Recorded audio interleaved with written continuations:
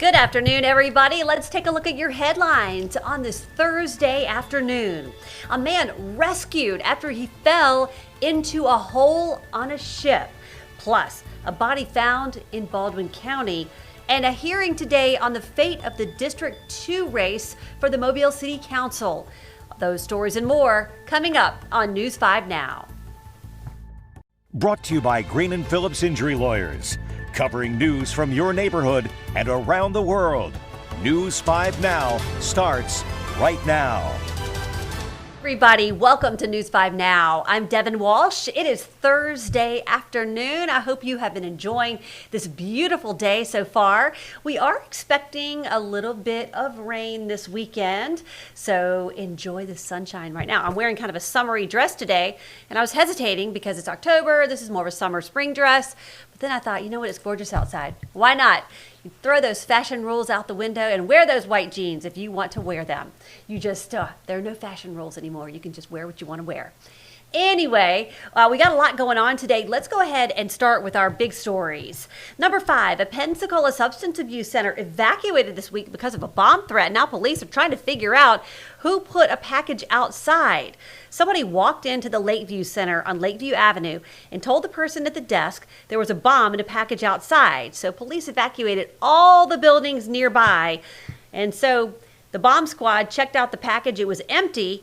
Police are trying to find out who left it there. Number 4. This morning, a judge heard arguments over a lawsuit filed following the Mobile City Council District 2 election. Samantha Ingram is seeking to dismiss the lawsuit filed by current District 2 Councilman William Carroll.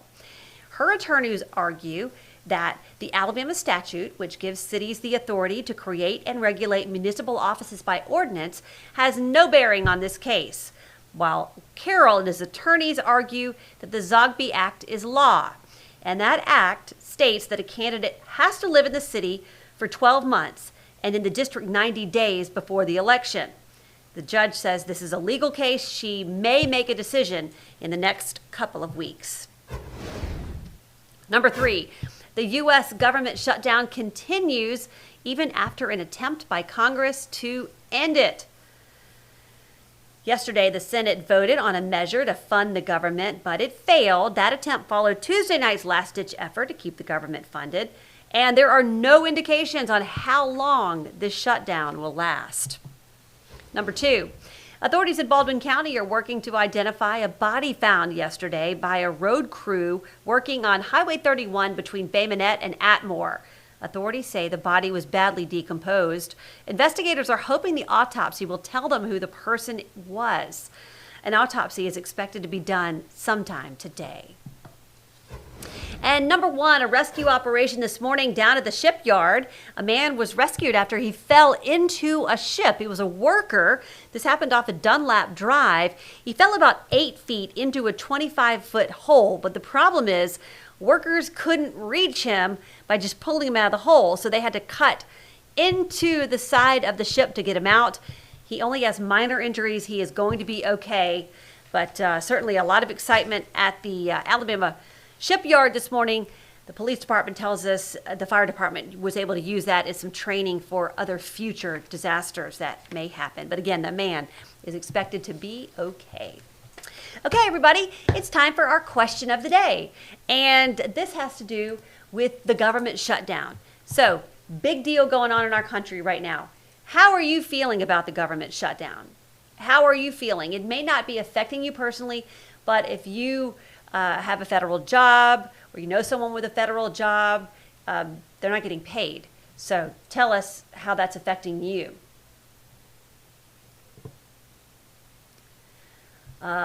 Let's see.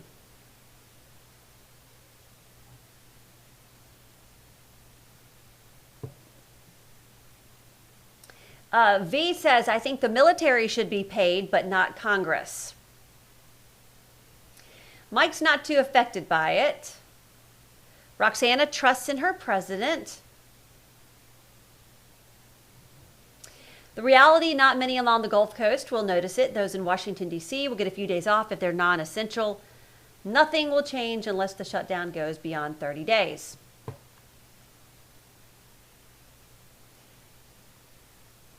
Shalonda says, as long as our soldiers get paid, that's one of her concerns. Justin says, I won't get paid, so that's fun. Maybe they shouldn't get paid either, talking about lawmakers. So thank you very much for your comments. Once again, the shutdown is in effect, and we don't know when it's going to end. So, of course, we're following every step of the way. We will keep you posted. Let's move on to our poll of the day. I don't know if this affects a lot of you or not. AOL has ended its dial-up internet service. AOL has ended its dial-up internet service. Do you have thoughts on that? Does that affect you? Do you still use AOL? I mean, I think a lot of us remember, you got mail. You've got mail. Remember that? Or the dial-up, that was, and you're just waiting for it to connect. But AOL says not enough people are using their service, so they are ending it. So if you want to vote in our poll, you can do it until 5:30 this evening. Tell us if you're going to miss it, that's sad, or you really just don't have an opinion about it. You can vote until 5:30 tonight. That is when the next edition of News 5 Now will air right here on our digital airwaves. Okay, everybody, that's going to do it for me for News 5 Now. Thank you for joining me. I will see you later on. I will not be on the 5 o'clock newscast today, so I hope you have a great afternoon, and I will see you soon. Covering news from your neighborhood and around the world. You are watching News 5 Now, brought to you by Green & Phillips Injury Lawyers.